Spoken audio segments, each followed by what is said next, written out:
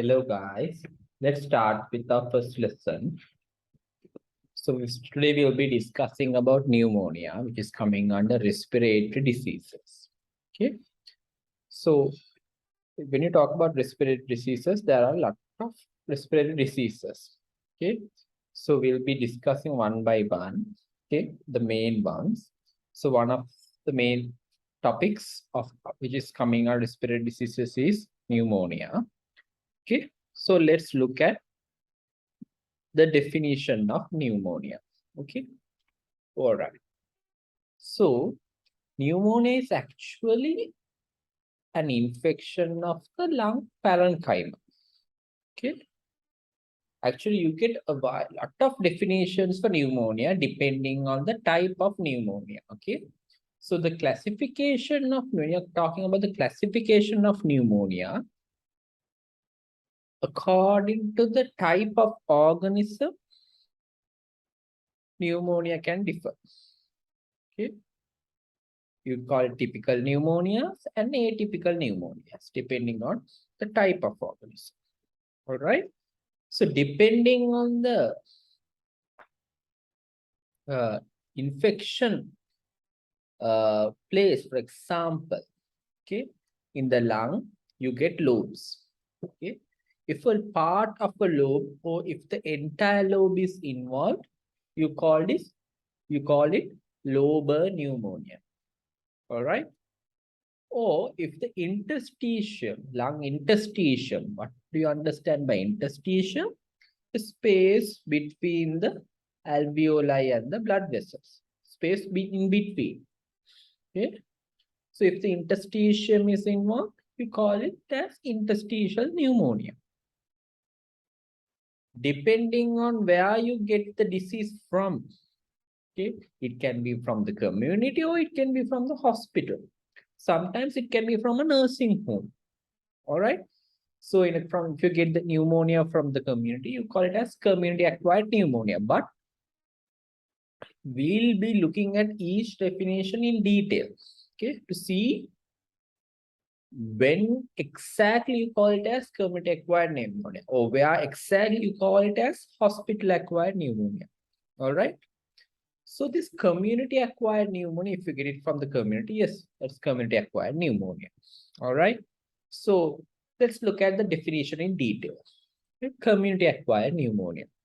So community acquired pneumonia, you get symptoms of the lower respiratory tract. So remember, pneumonia is coming under lower respiratory tract illnesses. Okay.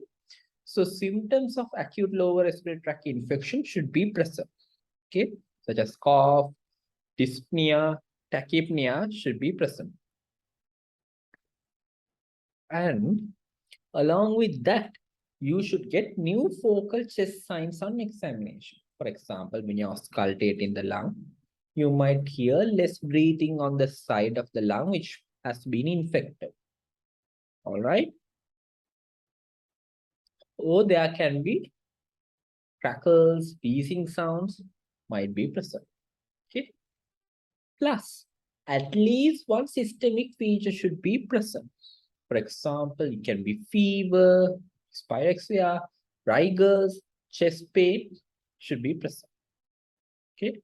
Along with that, you should have new radiographic shadowing consistent with lung infection. For example, a consolidation, what you call in pneumonia, what you get in X-rays is consolidations. You can get a consolidation. All right. So now let's look at pneumonia pathophysiology. In order for you to understand the clinical features in detail, or as to how you get that particular clinical finding, it's good if you can have an idea of the pathophysiology. For example, you know that pneumonia can have a cough. So it can be sometimes a productive cough or a dry cough. All right. So let's look at as to how you get this cough. Okay. What results in this cough? Or what results in the fever? Okay. Or what results in the radiographic shadowings in X-rays. Okay. So for that, you need the pathophysiology. So now let's look at the pathophysiology in detail. Okay. So as you all know, to develop pneumonia, you need a trigger. So trigger is usually in the form of a pathogen. And there can be some coexisting factors in the patient as well, which predispose to infection of the lung parenchyma. And now let's look at these both. So the most important thing in this is the host and the pathogen. So if the host is more susceptible, what do I understand by more susceptible is if the host is more at risk of getting the infection. Okay, so certain factors might determine as to whether the host is susceptible or not. All right. So, for example, you know smoking is bad. So what does the smoking do is when a person is smoking, the person's neutrophil function, which is a very important form of innate immunity, will get altered. Okay. Along with that, you might have a damaged lung epithelium as well. Okay. And if the host has certain chronic lung infections like COPD, asthma, lung cancer, again, you get a reduced mucociliary clearance here. Okay. What you understand by reduced mucociliary clearance is, you know, in acute bronchitis, this mucociliary function or the cilia, what does the cilia do? The cilia in the respiratory epithelium will help in removing this formed mucus, which has already trapped certain bacteria, dust, and other allergens from the respiratory tract. Okay. So cilia has these rhythmic movements which can remove this mucus from the respiratory tract. So when this ciliary function is destroyed or when there's less cilia, the mucus will get trapped. So in a COPD patient who has bronchitis as well, so more mucus will get accumulated, thereby more pathogens will be present, multiply. All right. Then again, chronic lung infections such as COPD might also predispose to pneumonia, or what you call infection of the lower respiratory tract. And if the patient is having immunosuppression, the patient will have an impaired defense mechanism. For example, a patient with HIV or a patient who is undergoing chemotherapy for a lung or for a cancer, or if the patient is having sepsis. Okay. So again, you get an impaired defense mechanism. So thereby making the host more susceptible to infection of the lower respiratory tract. So now we are going to inhale the pathogen. Pathogen can either be inhaled or sometimes the pathogen might come from aspirates. For example, in a patient who is unconscious where the GCS is less than 9, what happens is when you aspirate contents from the stomach to your mouth, sometimes they can go into this respiratory tract through the nostrils. Okay. They might go into the lung and they might reach the lower respiratory tract, thereby causing infection. So in this aspirates, you might get certain bacteria. Okay. So now see, the host is being exposed to a pathogen. Okay. So the host is susceptible, and if the pathogen is virulent means if the pathogen is very high in number, And if the pathogen has a very high chance to multiply in large numbers, capability to divide in large numbers, then it can progress towards infection of the lower respiratory tract. Okay. So what happens is, now we all know in the anatomy, the terminal bronchioles, okay, tiny terminal bronchioles end up with tiny air pockets called alveoli. This alveolar epithelium is actually a very important mechanism when it comes to diffusion of gases. It maintains the diffusion distance. Am I right? So gases diffuse through this alveolar epithelium. Okay. So in response to these pathogens which has come here, this alveolar epithelium is capable of releasing certain chemicals called chemokines to attract macrophages, again a very good defense mechanism, to the site of infection. Okay. So this is the alveolar epithelium. They secrete chemokines in response to these pathogens, and they attract neutrophils and macrophages to the site of infection. Okay. So eventually what happens here is, for example, so if this alveoli is a part of a particular lobe of the lung, for example, if the pathogen is Streptococcus pneumonia, a well-known, a very common pathogen causing pneumonia, it can progress towards lobar pneumonia. Okay. So certain viruses, for example, influenza A and B, it can cause interstitial pneumonia. So let's look at as to how to differentiate between these two types of pneumonia according to the pathophysiology. Okay. So in lobar pneumonia, as I said, these neutrophils and these macrophages, can you see them? These are neutrophils. Okay. And what happens is they go into this alveoli in response to this pathogen. See, you see streptococci pneumonia. See streptococcus pneumonia here, alveoli, they had come here. Okay. So this alveolar epithelium and these alveolar macrophages, they secrete these chemokines, or what you call these cytokines. Okay. So what happens is, when these macrophages come here and they can irritate the lining of this alveolar airway. Okay. This alveolar airway or the epithelium can get irritated. Okay. So what happens here is, there might be some amount of fluid developing inside this alveolar, inside the alveolar. So this fluid is the one which is causing the development of phlegm.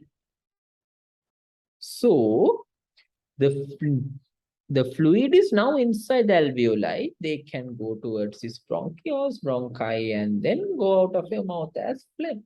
So in that case, you will be having a productive cough, a cough with sputum. If in case this fluid accumulates, okay, or what you call this, if there's an accumulation of these infiltrates between the alveolar space, this is the alveolar space, and the blood vessel, this is called the interstitium, right? So it can lead to the thickening of these alveolar walls. This is the alveolar wall, fluid accumulates here. Eventually what happens is, these alveolar walls might get thickened. So as I told earlier, these alveolar walls are very important in maintaining the diffusion distance. So For an efficient diffusion of gases to take place, oxygen from the alveoli to the blood and from carbon dioxide from the blood to the alveoli, it's very important that the diffusion distance is kept to a minimum, okay, for efficient diffusion. So what happens here is, when the diffusion distance is increased, it can eventually lead to hypoxemia. That means less oxygen can diffuse into the vessel. So that can result in hypoxemia. Okay. And sometimes it can also trigger this. Now, there's hypoxemia where there's less oxygen in the blood vessel. So this can trigger the less oxygen in the blood vessel can trigger certain chemoreceptors and thereby increase the respiratory drive. Okay. So that's why people with this increased respiratory drive might experience dyspnea and tachypnea. Okay. And this irritated alveoli can also trigger the cough reflex. For example, if now in cases of interstitial pneumonia, where the fluid develops in between the alveolar wall and the blood vessels. So in lobar pneumonia, what happens is fluid or the infiltrates develop inside the alveoli. Interstitium outside, infiltrates are outside. So in that case, alveoli are thickened and irritated, but it can also trigger the cough, but there will be no sputum production because the fluid is already outside. So it can result in a dry cough. So remember, lobar pneumonias, most of the time they give result in productive cough. For example, Streptococcus pneumonia can give rise to copious amount of sputum production. Okay. So when there is fluid built up, for example, if you get an X-ray in a pneumonia patient, what happens is these X-rays cannot pass when there is fluid. So there will be consolidations in chest X-rays. So as I told here, this alveolar epithelium as well as this alveolar macrophages produce certain chemokines and cytokines in response to these pathogens. So what's the function of these cytokines and chemokines? To attract more neutrophils from the blood vessel. So these cytokines which had formed inside the alveoli can also flood back into our blood vessel. So there will be systemic circulation of these cytokines and chemokines as well. So it can trigger fever with chills and rigors. For example, Staph aureus. When you're having a septicemia with Staph aureus, it can cause fever with chills and rigors. Okay. All right. So you know how to link the clinical findings to the pathophysiology. That's all you have to know. If you can't remember the pathophysiology, at least try to remember the clinical findings, because when you're given a case along with an X-ray, you'll have to interpret and find the diagnosis. Okay. Understood. Hope you all understood. Okay.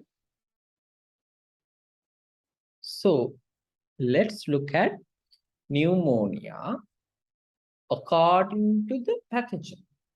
So as I told, according to the pathogen, we can divide into typical and atypical pneumonias. All right. So let's look at the typical pneumonia. Typical pneumonias are caused by typical organisms. The most common is the Streptococcus pneumonia. Okay. And then again, Haemophilus influenza. There's something also from organism called Moraxella catarrhalis or Staphylococcus pneumonia. Okay. So this Haemophilus influenza and Moraxella catarrhalis are very common in pre-existing lung diseases. For example, COPD. If you get an elderly patient with COPD, there's a high chance you might have a Haemophilus influenza pneumonia. Okay. Understood? Oh, if there is a influenza infection, for example, if there is an influenza infection already in the lungs, it is very easy for the Staphylococcus pneumonia also to come. Okay. In Staphylococcus pneumonia, 40 to 50% are due to recent influenza infections. All right. And there are a few other typical organisms as well. For example, Klebsiella pneumonia. Okay? Klebsiella pneumonia. It's a gram-negative organism, which is very common in men. Actually, people with history of alcohol abuse, poor dental hygiene, and diabetes, it's very common.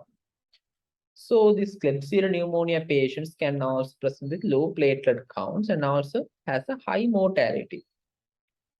Pseudomonas is also a gram-negative organism. So in Pseudomonas, you might find cavitations and abscess formation. So you find the Pseudomonas infection in patients with COPD, cystic fibrosis, and also bronchiectasis. Bronchiectasis will be doing it in another lecture series, all right? So bronchiectasis is actually an abnormal permanent dilatation of bronchial valves. Okay, and also the Pseudomonas is also found in people who are receiving this immunosuppressive treatment. All right. So let's look at about these atypical organisms, which are also very important. Mycoplasma pneumonia, Legionella pneumonia, Chlamydia pneumonia, Coxiella burnetii, or what you call Q fever. Viruses such as respiratory syncytial virus, parainfluenza, influenza A and B in adults.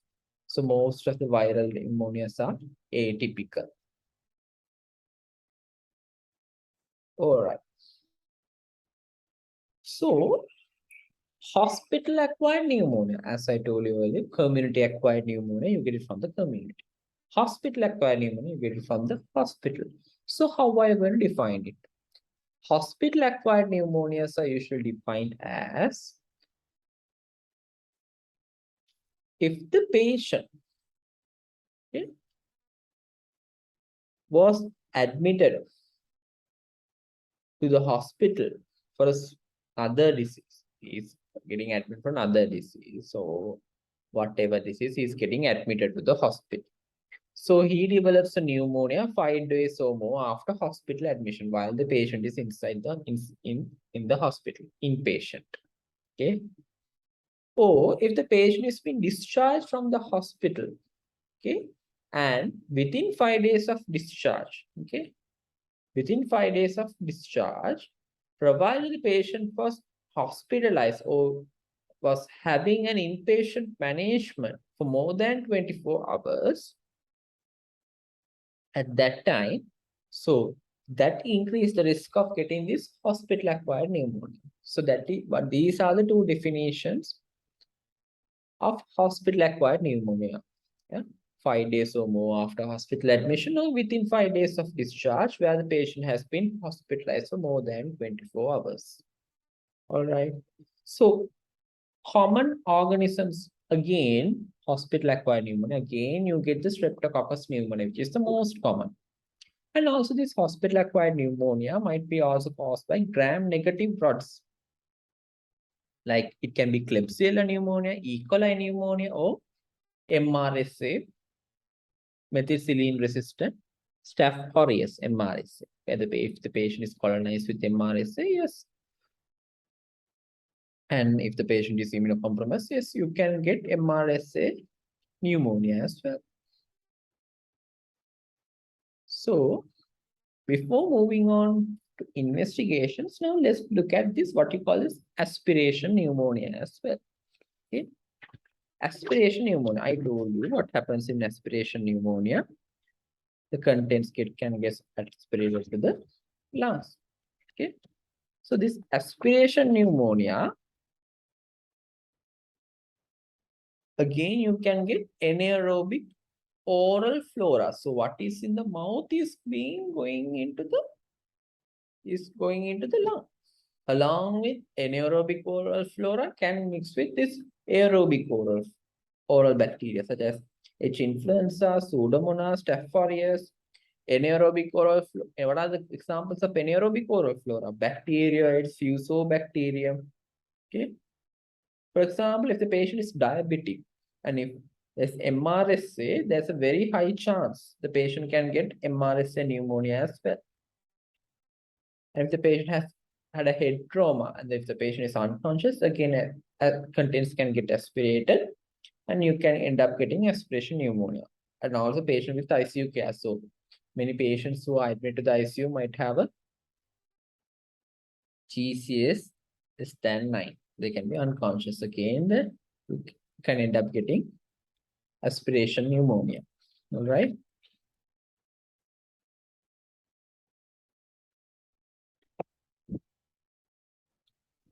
Let's move on to pneumonia in immunocompromised host. So as I told earlier in this pathophysio, if the host is immunocompromised due to HIV, or if the patient is receiving a long-term steroid course, or if the patient is getting immunosuppressive medications, for example, donor, if the patient is a recipient, kidney recipient, or any organ recipient, the patient might be on immunosuppressants. So they might contract this pneumonia, okay, with the help of different organisms. For example, if you get there is in HIV, you can get this pneumocystitis giraversi pneumonia, okay, or cytomegalovirus, okay, and Mycobacterium avium, okay, is something to do with TB, okay, and there can be invasive aspergillosis, okay, and invasive candidiasis, okay. So these organisms might cause pneumonia in immunocompromised hosts, okay.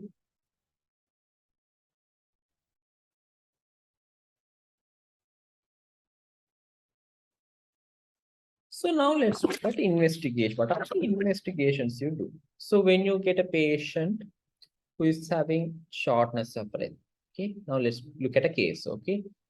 Now see if a patient is coming to your ward or into the A&B with shortness of breath and the saturation of oxygen is also is less than 95, it's around 91%. Okay. So what we are going to do is the patient is a bit breathless. Okay. And he also complained of a sharp chest pain. Okay. And the patient is pyrexic. Okay. Sweating and also having some amount of chills as well. Patient also mentioned that he was having this fatigue and low energy during the course of the illness. So first what you're going to do is you're going to take the history. You're going to analyze the symptoms. You are going to see the differentials first. Okay. This can be pneumonia. You're going to exclude other lung infections. Okay. And you have to see the setting of pneumonia as to see, you have to see whether the patient was hospitalized before or the patient has been into any other place or recent travel history. Okay, you should all take these things into the history. Yeah, so now you clock them. So next step is what? After history, examination. We are going to do a proper respiratory system examination along with the general examination. Very important. So these two itself, you can't determine as to what it is. Now, if you had come to a differential diagnosis with differential diagnosis, it's you might have a number of diagnoses in head. In order for you to come to the exact diagnosis, you might need these investigations. So chest X-ray, very important within 24 hours or within as soon as possible. If you can get chest X-ray, better. Okay.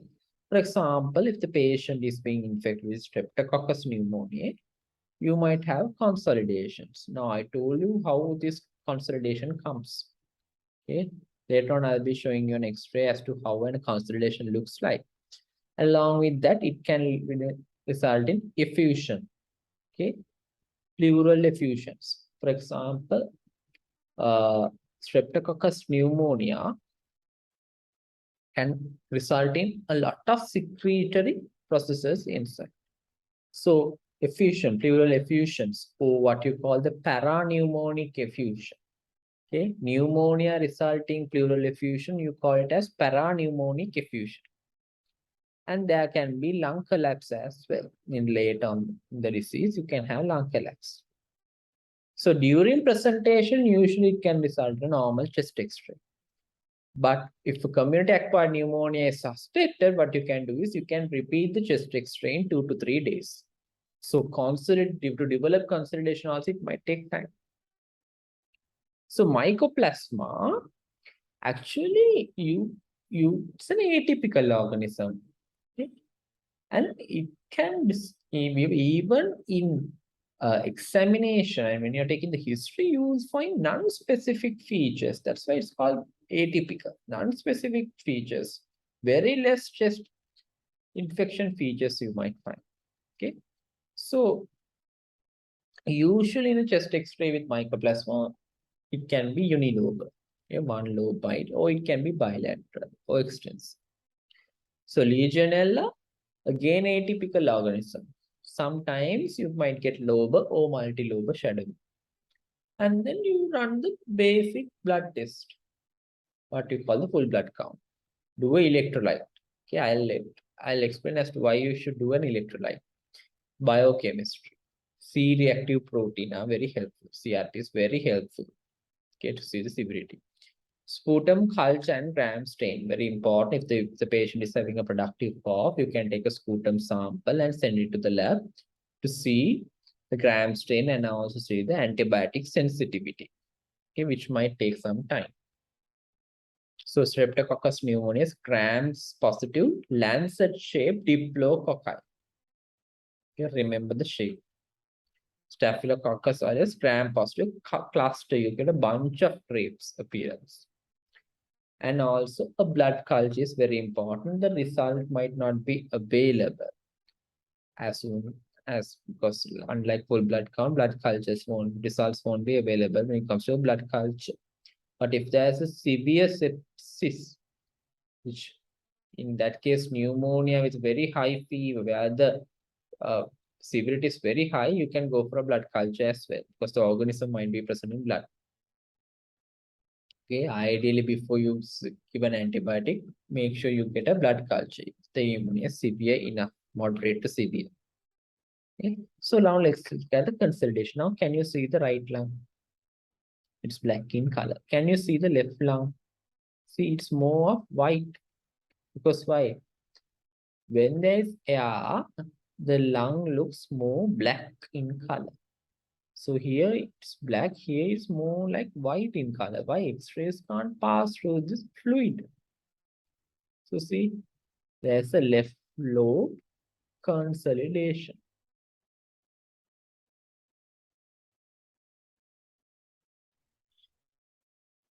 So now, very important assessment. So now we have taken the history, done the examination, and run the basic investigation, including an chest X-ray, which is very important. And now we are going to see the severity and management. Again, I'll be revising as to what you should do from the beginning to the end clearly. But now let's look at the severity and management. Severity, curve 65 and prognostic indicators. Okay. So what is this curve 65? So for you all to start a very good management, you should assess the severity of pneumonia. Okay. You should assess the severity. Once you have clerked and done everything, run the basic investigation, you should assess the severity.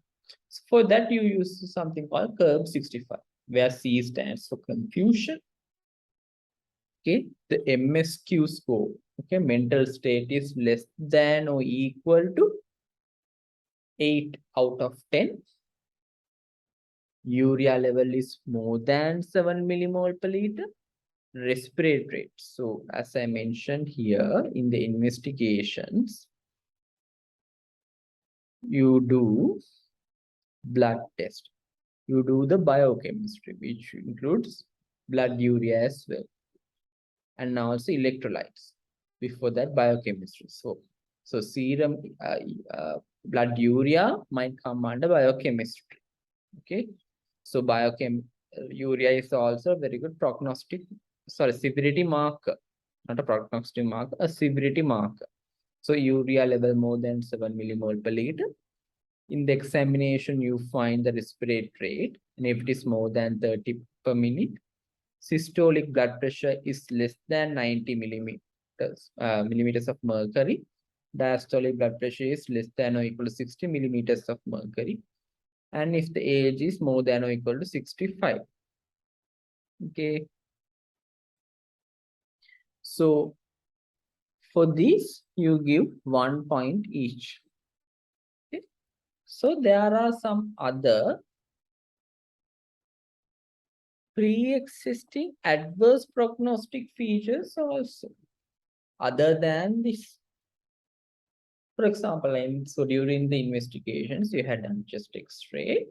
And if in the chest X-ray, if you find more than one lobe involved, in other words, what you call multi-lobe involvement, yeah, that's the severity mark.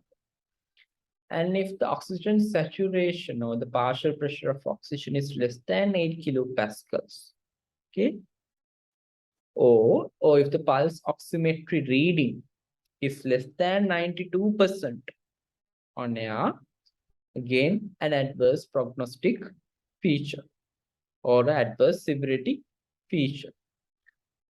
Or if there's an acidosis where the pH is less than 7.35. Okay? And if the blood cultures become positive, okay, and in the full blood count, if you find the WBC less than 4 into 10 to the power 9, or if it is more than 20 into 10 to the power 9 per liter, again, it's a severity mark. Or if there's a low albumin level, which is less than 35 gram per liter, again, another severity mark. And if you find that the patient is having comorbidities like bronchiectasis or bronchial sepsis, again, a severity mark. Okay, that makes the person severity more. If the patient is having other comorbidities like bronchiectasis and also bronchial sepsis. All right. So if the score comes from 0 to 1, you treat the patient as outpatient. If the score is 2, that is moderate severity. So you admit the patient to the hospital. If the score is 3 plus, often the patient might require ICU care. Okay. So score 0 to 1 has a very low mortality risk. You can simply give some oral amoxicillin. You can manage the patient at home. You can give oral amoxicillin 500 milligrams 3 times daily, or if the patient has some allergy to penicillin, you can go for oral clarithromycin 500 milligram 2 times daily. If the curve 65 is between 1 to 2, again moderate risk, but there's also an increased mortality risk. So you admit the patient to the hospital. So either you can give oral amoxicillin or clarithromycin, okay, same as in low mortality risk where the curve was 0. Okay, you can simply give for moderate, can give some oral amoxicillin and oral clarithromycin for a moderate severity pneumonia, or you can also consider giving IV. Okay. And if the patient is having a very high mortality risk where the curve is between 3 to 5, you should get some blood cultures, sputum, and also there's a place for Legionella antigen as well. You can do a serology viral PCR, and everything you are going to give here is IV. IV coamoxiclav 1.2 gram 3 times daily you can give. Plus you can give some IV clarithromycin 500 milligram 2 times daily. Okay. So general management of pneumonia. If the saturation is less than 94%, you should start the patient on oxygen. And the patient is having a septic shock condition where the patient is hypotensive. Okay. You can give some IV fluids. Okay. So antibiotics can be administered accordingly, according to severity. Usually what you can do is, before taking for blood cultures, you can start some empirical antibiotics. Okay. Within 4 hours of admission, better to start. Okay. Treatment should not be delayed. Okay. And usually if the patient is unresponsive to the initial antibiotic therapy, you can suspect Staph aureus as well. Okay. And where you can even start flucloxacillin and flucloxacillin. Okay, IV flucloxacillin you can start. So when can you do a repeat chest X-ray to see the progression? Now, in the presentation, if you find a consolidation after initiating treatment, when can you do a chest X-ray? Yeah, chest X-ray can be done around 5 to 6 weeks later. Okay, because it takes time for it to resolve. Okay, chest X-rays, it might take some time. Okay, and when you're discharging the patient, you can give some smoking cessation advice as well. Okay, understood. So in case if you find a slow or unresolving pneumonia, you should always think about a parapneumonic effusion, pleural effusion, or a lung abscess, or an empyema. Empyema means pus collection in the pleural space. Or if there is any, whether there is any underlying antibiotic resistance. Okay. So these are the causes of slow or unresolving pneumonia. Or see whether there is any inadequate dosage. Or to see whether there is any TB. Okay, tuberculosis. All right. So these are the main things which can cause slow or unresolving pneumonia. Okay. So atypical pneumonia. Okay.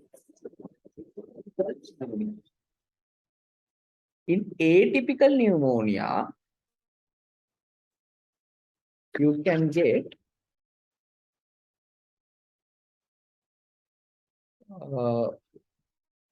non-specific symptoms. Okay. But so the chest symptoms like shortness of breath, dyspnea, tachypnea are less here. Okay.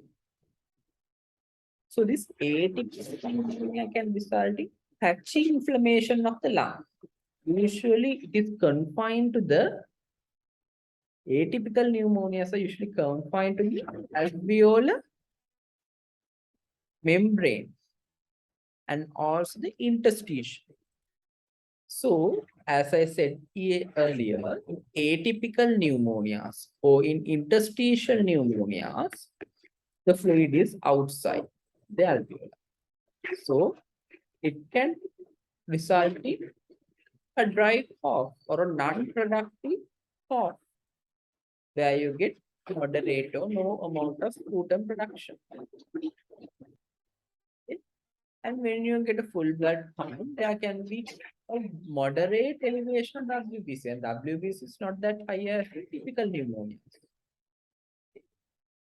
Chest X-ray also, not much findings. There are no, most of the time it is normal. So let's look at mycoplasma pneumonia.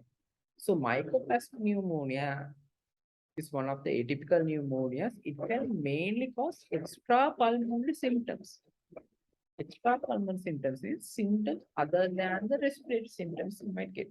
So patients with mycoplasma pneumonia can have headaches, myalgia, myalgia means muscle aches, malaise, and also they can have hemolysis, where the immune system attacks the the red blood cells. It can result in a special type of hemolytic anemia called cold autoimmune hemolytic anemia. And it can result in erythema multiforme, a rash, which is a rash, hepatitis, and meningoencephalitis. So can you see here? These are all extrapulmonary symptoms. Did you find any chest symptoms? No. So remember, underlying typical pneumonia, the best treatment of choice is a macrolide for atypical pneumonia. What you can do is, you can give 14 days of erythromycin, or 10 days of clarithromycin, or 3 days of azithromycin. All right. So they are very macrolide sensitive. Okay. So Legionella pneumonia. Let's say Legionella pneumonia. So in the history, if the patient has gone to a swimming pool or to a hotel or a hostel where you get some circulating air or any source which involves inhaling water mist, okay, always think about Legionella. Again, here you get extrapulmonary symptoms. Most of the time, extrapulmonary symptoms. These are atypical. So neurological symptoms are much common in Legionella pneumonia. Seizures, headaches, hyponatremia. So that's why I told here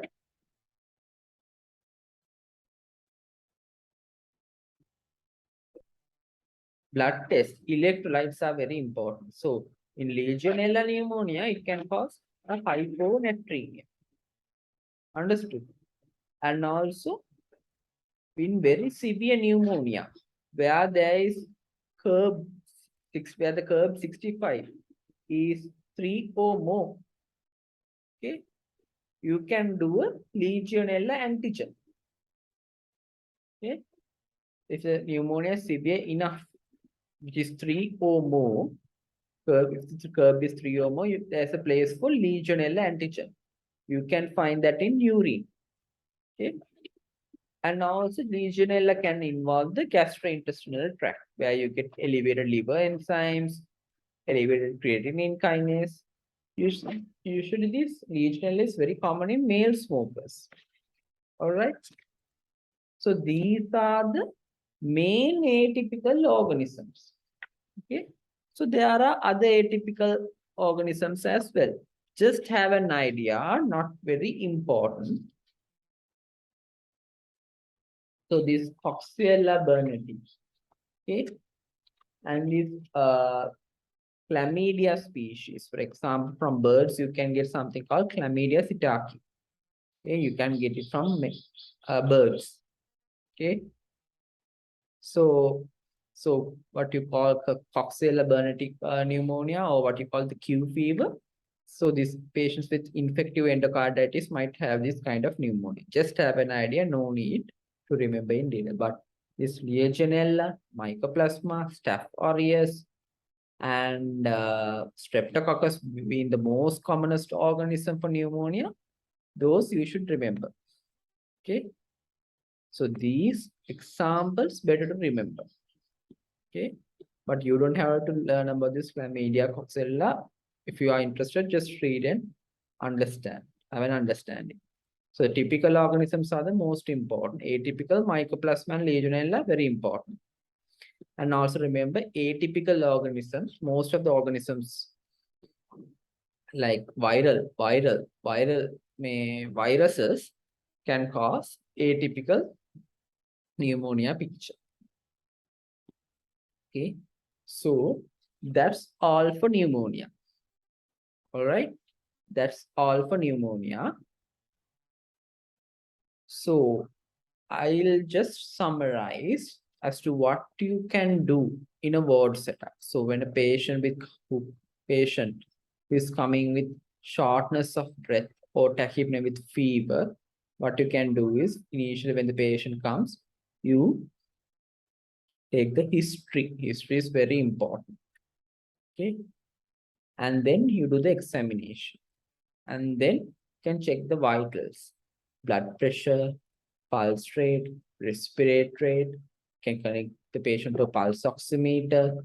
And also, since if the patient complains of chest pain, you can do an ECG also, very important. You can do an ECG as well, because you have to exclude your differentials. So if the patient comes with chest pain, it can be pneumonia, it can be an MI, you can't miss, okay? Or it can be a pulmonary embolism, okay? So these differentials, you should narrow it down. So you should do whatever the possible thing to narrow your differential diagnosis. So you connect the patient to pulse oximeter, check saturation. Saturation is very important. Blood pressure. So in curve 65, blood pressure is a severity marker. And then you go for, if the saturations are low, immediately you can start the patient on oxygen. If the saturation is less than 94%, you can definitely start the patient on oxygen. Okay. And then you can carry out the investigations. A chest X-ray, immediately within 24 hours, better to do a chest X-ray. Basic blood test, full blood count, serum electrolytes, biochemistry. And if you find it very severe, then there's a place for urine test like regional antigen also you can do. Okay. And then a if the patient has a productive cough, you can go for a sputum sample. You can obtain a sputum sample and you can send it to the lab for a sputum culture, where they do the gram stain and identify the organism and do the antibiotic sensitivity test also. Okay. So, and remember, if the patient is having a widespread sepsis, or if the patient has very high fever, there's a place for blood culture before you initiate antibiotics. Okay, before giving antibiotics, better to take the blood cultures. Okay. So management is based on the severity and the severity. Okay, according to the curve 65 only you give. Okay. So that's all for pneumonia. Okay. So I'll be uploading all the Word document as well, because the slide only tells you the highlighted points. So everything in detail and very clearly, every point which I have mentioned, which I have taught you all during the lesson, will be nicely written in the Word document. Okay. So it will be a very good help if you can refer the Word document as well along with the slide. Okay. So the slide will highlight only a very few points. Okay. So guys, that's all for pneumonia. Okay. If you have any questions, mention it in the comment section. And if you have any suggestions, as I told earlier, for us to continue our lecture series to make it better next time, mention anything. Feel free to mention anything in the comment section. But if you like this series and if you want me to really continue this series, can subscribe. If you want, you can subscribe. It's not a must. All right. So let's meet with our next lecture, which is going to be asthma. Okay. So hope you guys understood everything. So if you have any questions again, please feel free to mention in the comment section. All right. So guys, see you next time.